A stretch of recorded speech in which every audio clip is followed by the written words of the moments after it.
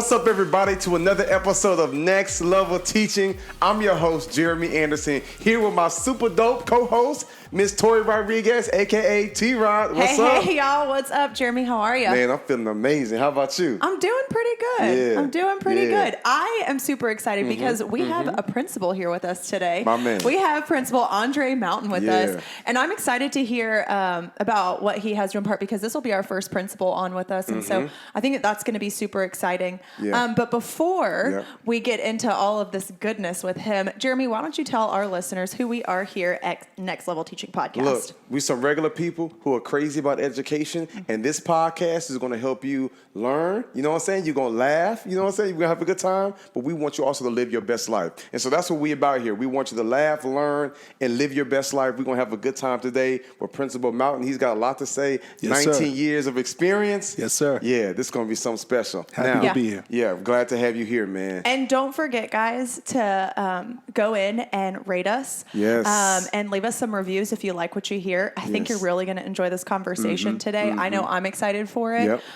So don't forget to give us that, not just 1, 2, 3, 4, but 5-star Come rating. on, show us some love. If you love what you hear.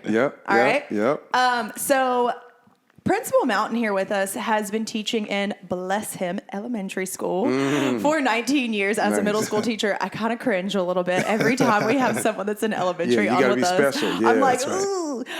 He was an AP in Washington State, so we've gone all the way across the country at this point. That's right. And he is now a principal at Marbet Traditional Theme School here in Metro Atlanta. And so welcome. Oh, thank you. Thank you for having me. Yeah, for sure. And you must be pretty nice, man, for them to come and pull you all the way from Washington. Hey, you know what I'm saying? I think that it's a calling, and I just answer the call. I love it. You know, that's something we say here at our podcast, Tori. You want to tell them to them? Well, we say that you have to be called in order to be a teacher, but you also have to be a little crazy. It's a little crazy. And I think that that's the most accurate thing ever. Absolutely. I think a lot of us tend to be a little crazy within the classroom, within our personal lives. Crazy, creative. And called, for sure. Yeah. And we believe here, it's not just an occupation. It's not just a career. Like, this is a calling. So I love it that you said that. Yeah, yes, sir. That. So I want to know where you got started out. I want to know how you got into education. Where were you when all of this kind of started for you? For me, I would say it started in Newark, New Jersey, Jersey City, New Jersey, that area. After graduation from Georgia Southern, I moved to Jersey, and I started working in finance. I had a history degree, but I wanted to get away from home, like most kids after they graduate. I didn't want to just graduate and go right back home. So I ended up moving there, and I worked in finance for about 5 years. Okay. And at one point, I was working in the World Financial Center. Wow. Building adjacent to the World Trade Center. And I worked for Merrill Lynch. And so every day at lunch, I would take the elevator downstairs, and I'd walk into the World Trade Center, and I'd have lunch, or after work, meet with friends there in the restaurants that were there. And about a year before September 11th, our company moved across the river to Jersey City because the office space was much cheaper just across the river. And then September 11th happened. Wow. And so we were working, and they said a plane has crashed into the building. And so we all went downstairs, and we were standing there in what they call Exchange Place. It's a harbor right there, and we're looking up at the World Trade Center, and people all around me are just on their knees praying because we all had colleagues who were still right across the river, and we're watching this firsthand. And so that moment, watching that and seeing the whole city shut down, my cell phone stopped working, so my parents are trying to reach me, my relatives, and phone's not working. So I walked home. I lived probably 2 or 3 miles away from where I was working, and I was just thinking, like, this is not what I'm supposed to be doing. I just saw all of these people die. This is not what I'm supposed to be doing. And so the next day, when I came to work, I resigned. Wow, just like that. That's just like that. And I said, I'm going to find out what it is I'm supposed to do. And so my flight was on September 28th. I flew back into Atlanta. The whole time I'm on the flight, I don't know what it is I'm going to do, but this is going to be a shift so that my life is not about just working a job every day, but my life has a little more meaning and substance, so that if something like that were to befall me, that I could look back and say, I gave my gifts and my passions to something that will still stand when I'm not here. And so when I got to Augusta, my mother is looking at me like, so what's the plan? You're here now.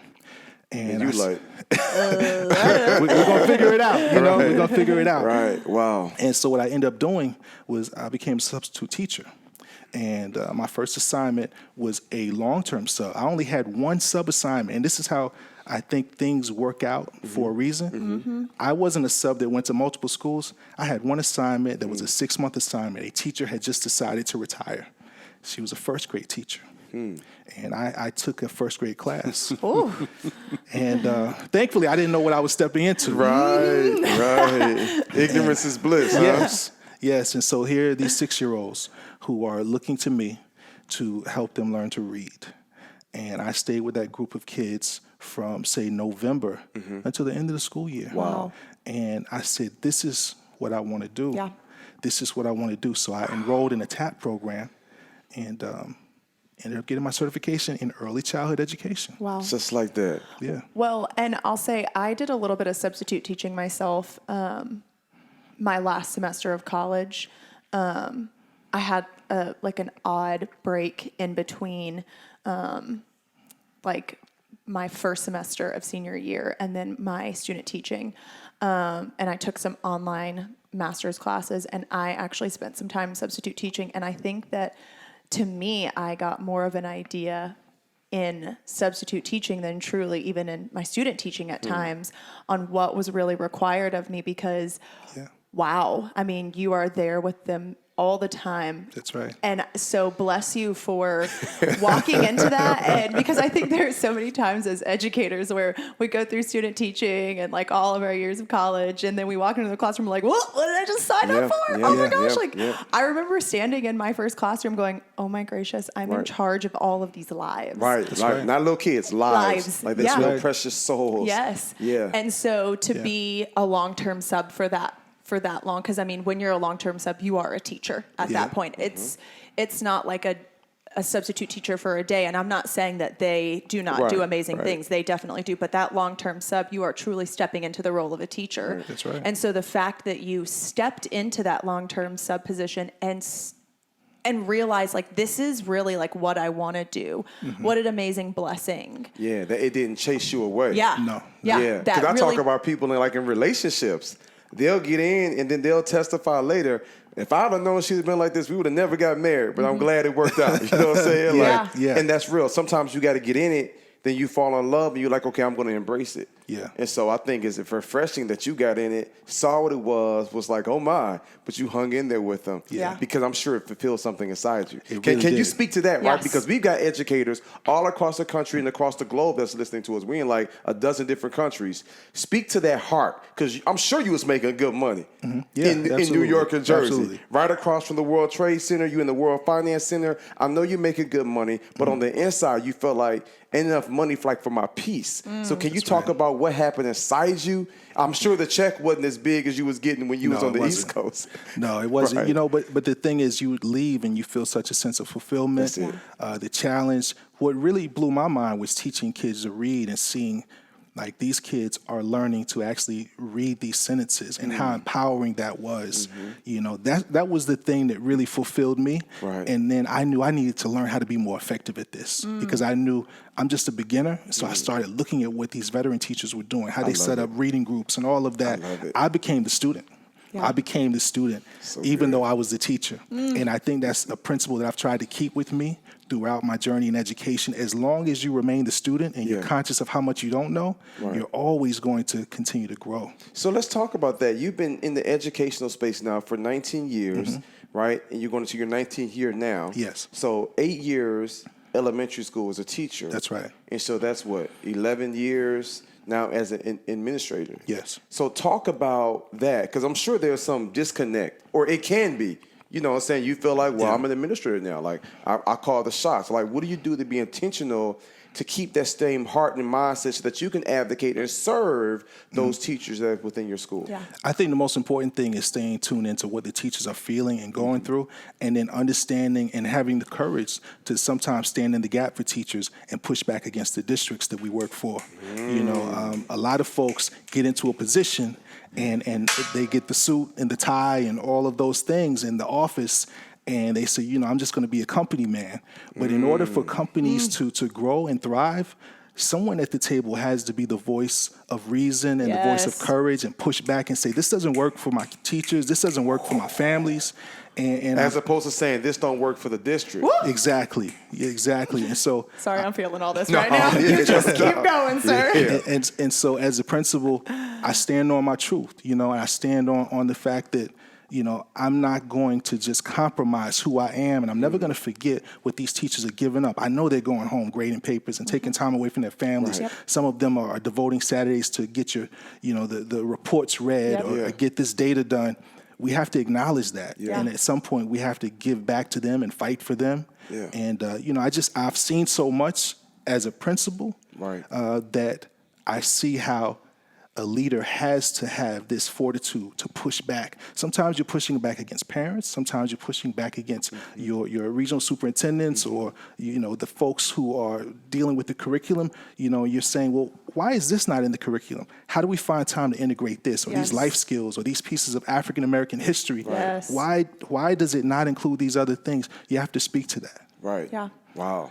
And I think that that's so important because sometimes teachers' voices can get lost in the midst of things. And so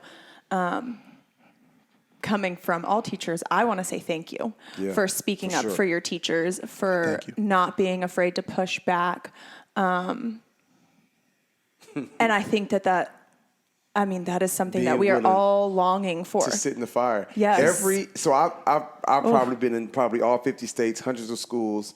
When I'm traveling and speaking, 40% is with staff, the other 60% students. I've met with a lot of teachers, and whenever I ask them, like, what makes your heart beat, like, for the principals, like, why is this principal, like, so amazing? You know what they always tell me? Because they advocate for me. They fight for me. Every time. They fight for me. They advocate. They got my back. They're in my corner. Yes. Yeah. That's I know when I have a parent that is not happy about the way that I did, they're going to stand behind whatever I have to say.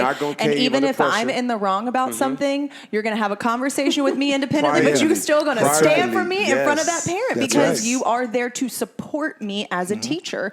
And I think that is so rare. How come we don't see more of that? Yes. I mean, I'm sure it's tempting at times to appease the district. Yes. But what is it, right? Because there are some that's just like, well, this is what the district wants, to give them what they want. What is it within you? Is it your upbringing? Like, where you coming from? Like, what is it within you that makes you say, you know what?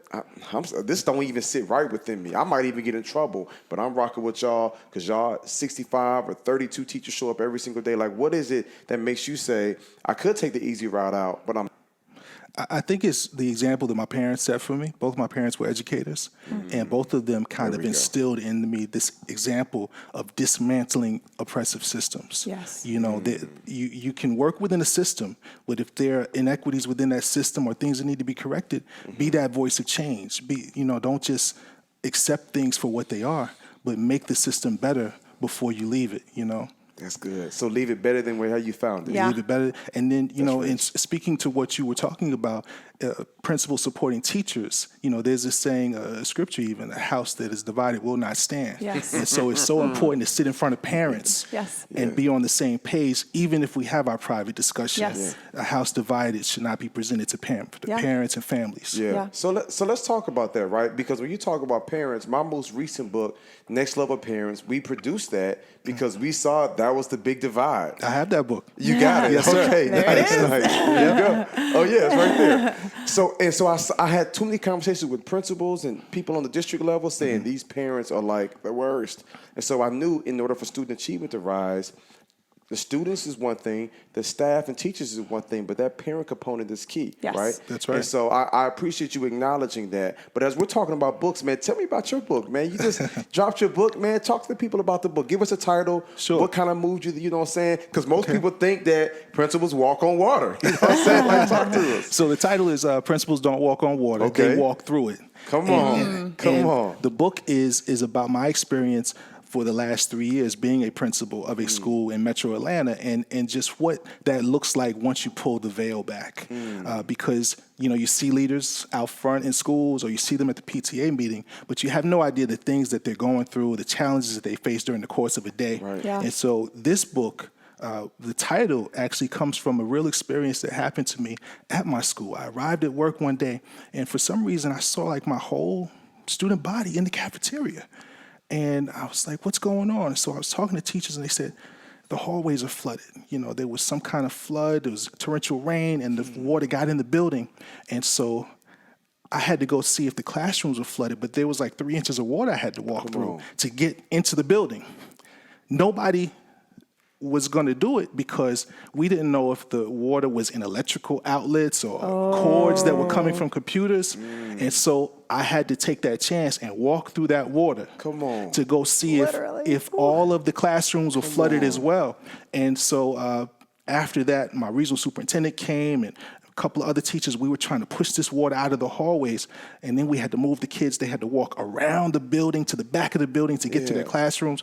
But that is where the title comes from. Come on, Moses. Principals don't walk on water. Wow. They walk through it, because I actually had to walk through water that day. But that's what leadership is. Wow. You got to get messy. Yeah. You got to get in there, in defense of your people, to protect your kids. You got to get messy. Mm-hmm. So good. All right, so I know all of our listeners are like, where can we find the book? Let's go ahead and drop that real. We got more questions, but where can they get this book? The book is on Amazon, Amazon.com. It's also available on my website, AndreBenitoMountain.com. AndreBenitoMountain.com. Yes, sir. Yeah. Yep. Spell that middle part. I'm sure they got Andre and Mountain. Spell that Benito so it's crystal clear. Yes, Benito. Benito. AndreBenitoMountain.com. I love it. That's rich. I need to get my hands on that book. Can I get a copy? You can get a copy. I'm ready for that one. I love it.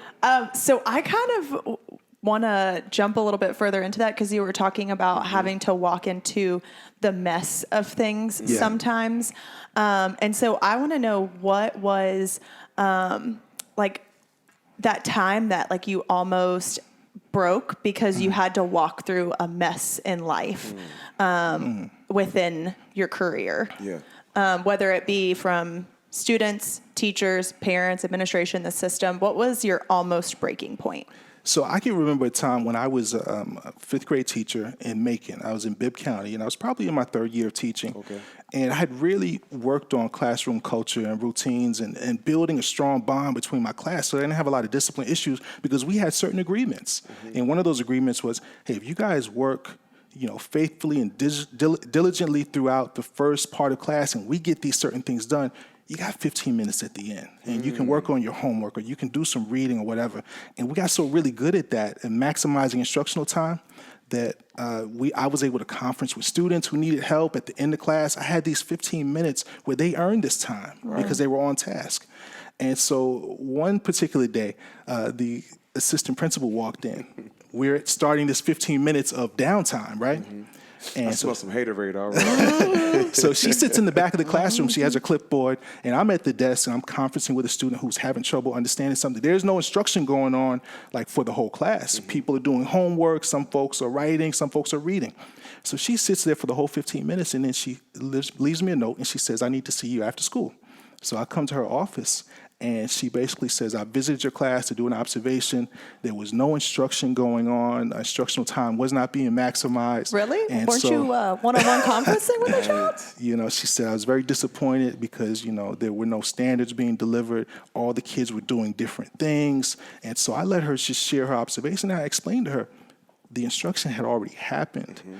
And we set up this 15 minutes for them to either work on homework, read independently, or I can work with them if they're having trouble.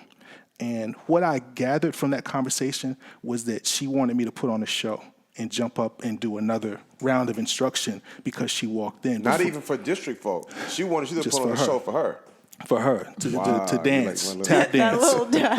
And so I just felt like I was not going to do that in front of my kids, because that wouldn't be being true to what the agreement that we set up. That wouldn't be an authentic version of myself. Yeah. And so that was a moment when I was really confronted with, standing up for what I had established with my kids and who I was versus what this person was going to put on paper. Yeah. And I bet that's what moved you towards, I'm going to do what's right. And I'm going to stand up for what's right. And now, years later, when you're in leadership and you're the administrator, you're like, you know what, I'm going to do for others how I would have wanted them to have treated me. Absolutely. It has a big influence on how I engage with teachers. And I know that there are agreements that are made with groups of kids. Yeah. Hey, you guys had a rough day yesterday. If we do this, we're going to go outside and get some fresh air. Those are the types of relationships you need to build with kids. Out of all the strategies that my teachers tried when I was young, that's one I would have rocked with. Yeah. I'm like, whoa, so you telling me for the next 40, 50 minutes, if I do my work, I got 10, 15 minutes of like free time. Yeah. That's what would have kind of moved it and shifted to something for me. Yep. Yeah. Can you tell us about, because you sound like the ideal super dope teacher, right? Can you tell us about that one student that just made you say, okay, I don't know if this is going to work. Like, or I don't know, maybe the beginning of the school year was rough, or it's like, you was like, okay, I ain't signed up for this. Yeah. Like, can you tell us about like that one student and then how things kind of shifted?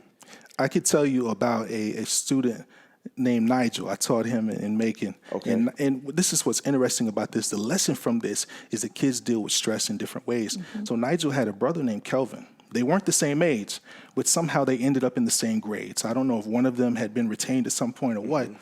But Nigel was that student that challenged me every day. He would come in, he'd be angry, and if I gave directives, he'd throw a desk or slam his books down. It was always this aggression. He was in 5th grade. And he throwing desks. He's throwing desks, you know. Okay. And so Nigel and I, would always, I had to be ready for Nigel. It got to the point even, and I talk about this in the book, I started to pre-print the discipline referral forms with his name on them because I knew I was going to need them. It got to that Straight point. up. And so this one particular day, Nigel's mom came to the door, and she had her withdrawal paperwork, and she was handing me his books, and she said that they were going to be leaving, right?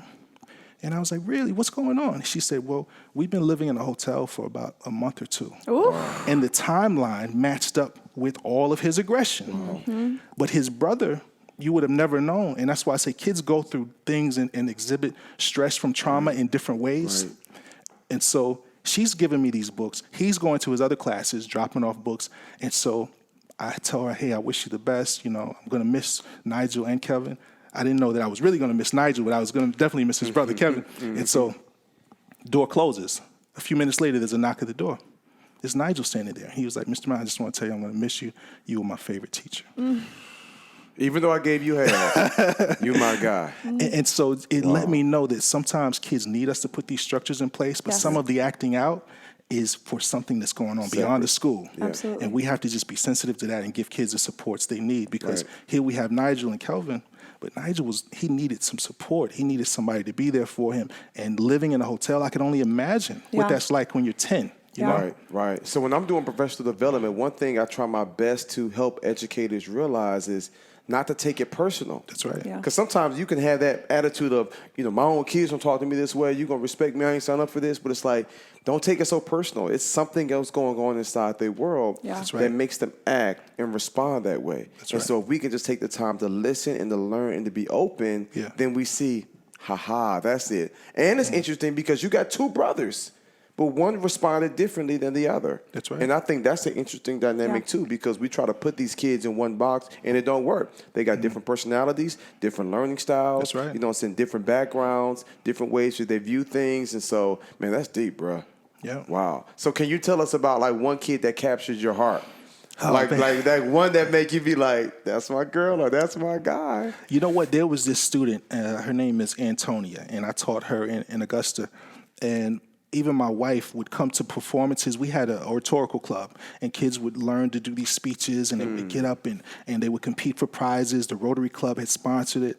But this one student, Antonia, just stood out. She just had this level of confidence of performing and acting and things like that. And my wife said, she's going to go someplace, know. And I felt the same way. And years later, she went on to performing arts school, and now she has a show on CW. Really? And she's been in many different films and commercials, and she became a professional actress. But that gift was apparent to everyone when she was 9, 10 years old. Yeah. And so those kind of things, I just hope that schools don't miss as we test kids over and over again for math and science and social studies. There are kids that possess gifts that are going to take them throughout life, and those things don't exist on the test. Yes. Wow. And I think it's so important for us to catch that and see how can we hone that in. And I'll say, as we've done some of this digital learning in this very different time that we've been in, I think it's been fun for me to actually learn more about my students because they're able to show me who they are. So I'll just say, like, present, like, solve these math problems, present whatever this is in however they want to do it, if that makes sense. And so I have some students that are showing me their artwork. I have some students that are, getting all like goofy with it in ways that I had never seen them be goofy before, or like act things out in ways that I had never seen before. And so I think it's, how do we hone those skills, and how do we find those joys and talents that our almost students like have. glimpses of greatness. Yes. You know what I'm saying? It's like they'll give you just a little flash of some greatness or some phenomenal, like, you're like, whoa. Yeah. Something special there. Yeah. But the systems that we have in place, the standardized tests, it's not looking for that. It's not. It's just looking for pretty much the basic stuff. I mean, I bombed on all those tests. Yeah. I'm dropping bombs on them. But look at where I am today. You know what I'm saying? But it's just like, but that's a whole nother, conversation there. Tell me something. If you could change one thing, you know what I'm saying? If me and Tori in the White House, you know what I'm saying, they got us like senior VP, educators, VP of education, you know what I'm saying? Like, and we said, hey, we got the full funding. What's one thing that you would change today about the educational system? I would definitely. You could probably write a book on all the things. Yeah. There's so like, many what's things. that one thing that you would say, this is where my heartbeat is? I would include something for kids to learn about entrepreneurship at an early age, because I think what we're stuck in is a paradigm of training folks to be workers. You even catch teachers saying, so you can get a good job, but students need to understand that you can create a job for someone else. And I think that if we start that early, show them how you can build a website, how you can incorporate, take your idea and brand it. They need to be learning that now, because there's an opportunity now for you to just create a business with your laptop. And the school system is still in this industrial model. And I think that would be the shift that I would make. Yeah. I love it. I love it. That's good. So I've asked that question to several teachers. I think it's the first time I've heard the entrepreneur model, which is key, because there are young geniuses that show up to school every single day that can accomplish great things. But if we're just setting them up for industrial or just tech or whatever, and it's like, but you could own the company, or you could start it. And I think that there have been there are so many times where we tell students that do you know that there's only so many people that make it into the NBA or the NFL or that make it to be, the next Kanye West or the next whoever, whatever it is. And yet we're kind of shattering dreams to a certain extent. And I laughed really hard when I saw a bunch of memes talking about, telling students, being a YouTuber is not something that, is going to be lucrative and that a lot of people can do. And yet here we are in this day and age now with all of Corona. And everything's online. Everything's online like this. And so I think we can't limit our students, and we can't tell them to have a backup plan. What's your backup plan to being in the NBA? And we tell them, if you dream it, you can achieve it. That's right. We tell them, if you believe it, you can achieve it. Like, we tell them that, but we don't have these other things in place to really help them be able to experience that. And so that's why when I go in schools, if I'm speaking to students, before I give them 3 rules, I'm like, sit down, shut up. You know what I'm saying? Like, listen to me. But the second rule is, I need you to believe. Because I can be sharing and pouring my heart out, and kids crying, and I'm crying, and I'm just sharing everything.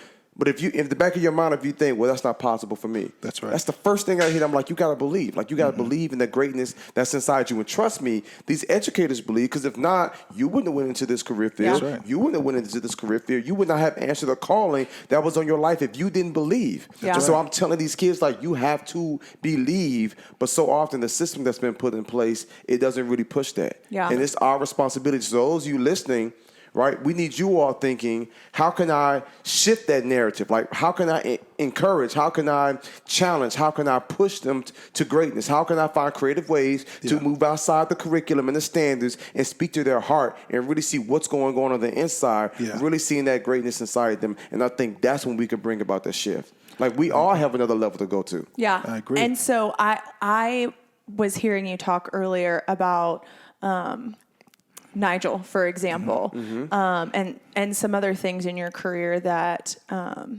you saw some things that maybe you didn't realize. Right. And so I wonder, where have you feel like you have grown the most as an educator? I would say I think I've grown the most in understanding how to grow the people around me. You know, learning how to implement change. You know, that there's a process to that, there's a strategy to that, and helping people to reach their full potential. I take a lot of pride in hiring new teachers, but also I take a lot of pride in working with veteran teachers to help them make that shift to the digital platforms. Right. But our new teachers, this is what's interesting in this moment. I have about 4 teachers who are coming into our school who have never taught before. Can you imagine being a first-year teacher coming into a digital setting? You know, that's a... This is not what you expected necessarily as a teacher. Right. But I think that there's so much potential for greatness in that with so many of our young teachers, because they're so technology savvy that they can quickly figure out how to use some of these online platforms. So I think that there's so much for sure. potential in that. For sure. Then now they got to just master how do they connect and make that connection and build their relationship. That's right. And that's when you bring me in. That's right. We can do it. You know We can do it. So tell me this here, right? Because when we talk about like next level teaching, we're not saying we're on that next level. Next level is the constant pursuit. Yes. It's the constant pursuit to be everything we've been called to be. So what would you say is your next level? Like, what are some areas you feel like I need to work on this? To grow in, to be stronger. I would say... Because I say that, I'm sorry to cut you off, because our listeners is thinking like, man, Mr. Mountain got the juice. And he do. Powerful, but I just want all of our viewers and listeners to know that even for you, we're all about growing. Can you talk about that? I would say for me, the next level would be just galvanizing my folks around a common movement. You know, when I say my folks, I don't just mean my teachers. I mean my parents, and getting parents to understand that we have to work together and helping them understand how do we get the best scenario for our children. Right. And I see in public education, not just in my school, but just a lot of infighting, you know, with folks wanting the best, having the best intentions, but going about it in the wrong way. And so I think the next level for me is just continuing to develop that skill of helping folks see, hey, I understand what you're trying to do. Let's do it this way. Right. Shifting the culture. Let's shift the culture so that we communicate in a way that's tactful, that's respectful, but that gets us closer to our goal. Shifting the culture of communication. I like that. Yeah, that's good. That's good. Because I see a lot of chatters. You've seen some too. Like on Facebook, you got some different groups, some public, some private. And folks are not happy about what's happening, especially in this climate today with the virus, schools opening up. Do they not open up, like that type of thing? It's a lot of opinions, and all of it's valid. Yes, right? absolutely. But all of it is valid. But I like what you say, like, how can I galvanize them for one common mission? That's right. Which is these kids. Which is teaching and learning. Absolutely. How do we get our students to succeed in whatever environment we are currently given? Because it can be done in any environment, but it's how do we go about doing that? And then whatever issues teachers have, okay, how do we respectfully address that, right? And then as parents, okay, whatever concerns you have, whatever challenges you're having within your homes, how can we support you in that? In this difficult season, and not just this difficult season, but in general. But I think especially now, you're so right. Like the conversations, because people are so frustrated, tired, and confused, afraid. They're scared. No. We're scared. I'm scared. There are schools just opening up, and educators are afraid. Like, okay, when my school opens up, like, am I going to be safe? Like, what happens? I was just recently in Alabama, and one of my wife's cousins is a principal and a coach at a school there. And he's like, look, if we mess up on the 6-15 rule, right? So if one kid in our classroom comes back positive, if we broke the 6 feet for 15 minutes longer than that, then everybody has to go home and be quarantined. Yeah. And they said that principal, that teacher, after the second time, if it happens a second time and they did everything right, they now have to tap into their vacation and they pay time off. Wow. So, you know what I'm saying? So he like, man, so if one kid get the virus and then I got to sit home for 14 days, if it happens again, which it's very likely that could happen in the whole school year, now that's cutting into my paid vacation time. Yeah. So educators are confused. They're frustrated. Yeah. They're not happy about it. And then you can have one district and then 10 minutes across town at another district, you know what I'm saying? They do things completely opposite. So I get it. But I think if we can have that, continue to have the conversation, but shift the culture, galvanize them to say, okay, let's just move forward. Like, this is the mission that's going to be key. Do you feel like you all are prepared to go into this year all online? I think there's still some questions to be answered, some questions, some very valid questions from teachers about protecting themselves. But I definitely think that the adjustments that districts are making now to full virtual is the right move right now.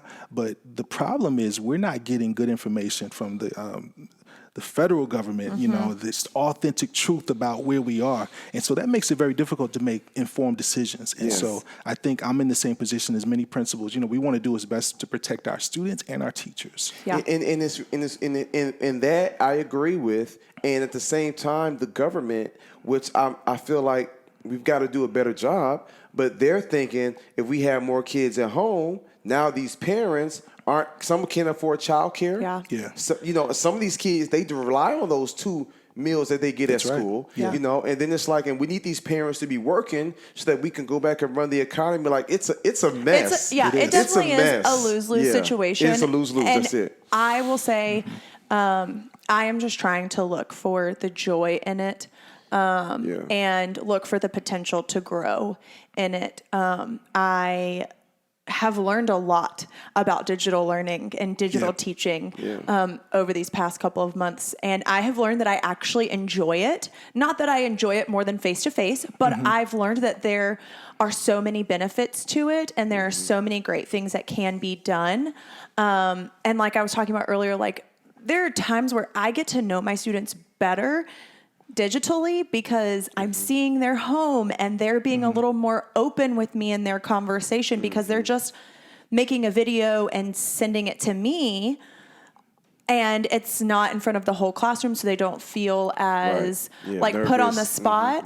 And so I'm trying to find the joys in it, and I think that is what we're going to have to learn how to do as a society right now is find the blessing within this time right now and see that there are so many good things that are coming out of it. And it's a season of growth.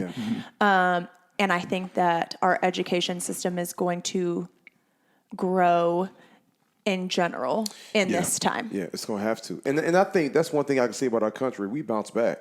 Yeah. That's one thing we do. Like, we'll get hit in the mouth, you know, knock some teeth out, a little blood, it hurts. but one thing about us is we do bounce back and we are resilient.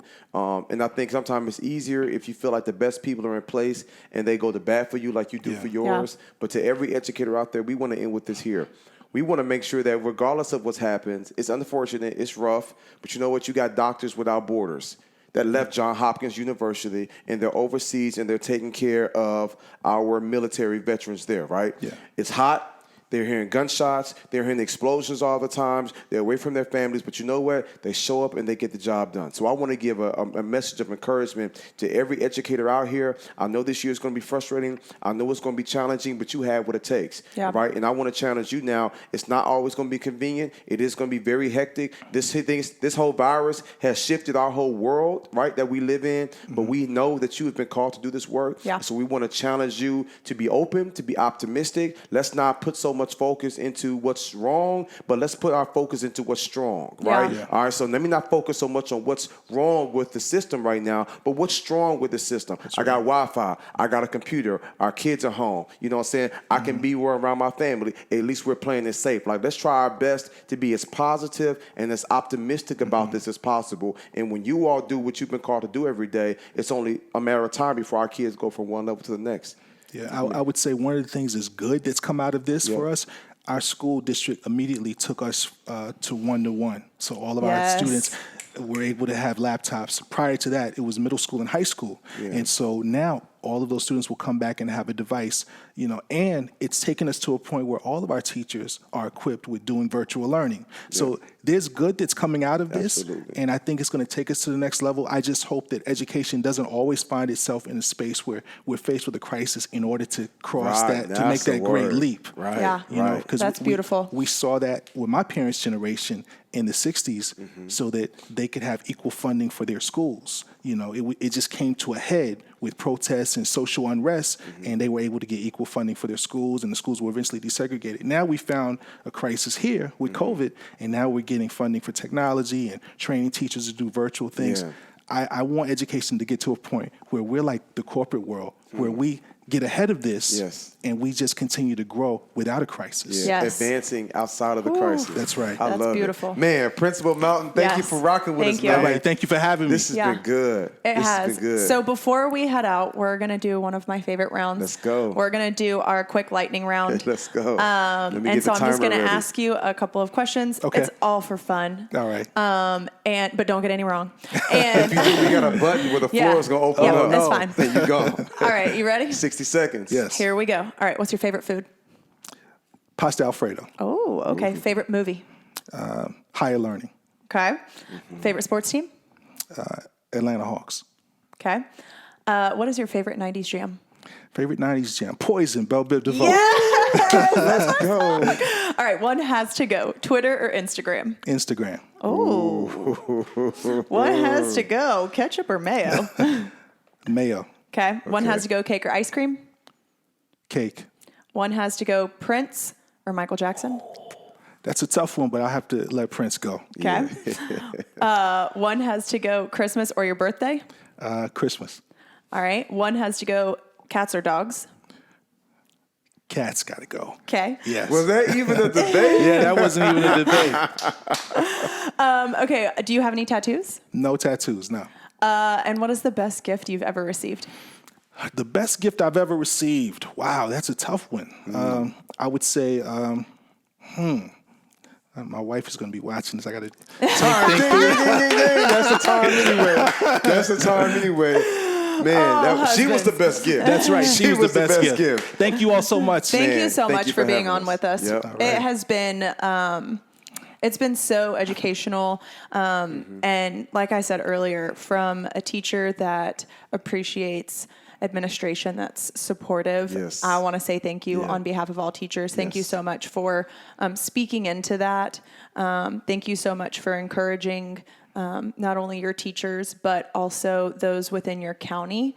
Because not only when you speak up for your teachers in your school, you're also speaking up when you're speaking to the county, to other schools as well. And so thank you so much for that. Thank you for coming on with us and taking the time. This is good. And thank you to you all listening, and thank you for that 5-star review. Wherever you're watching your podcast, leave us a review. Show us some love, and we'll see you next week. Bye, guys.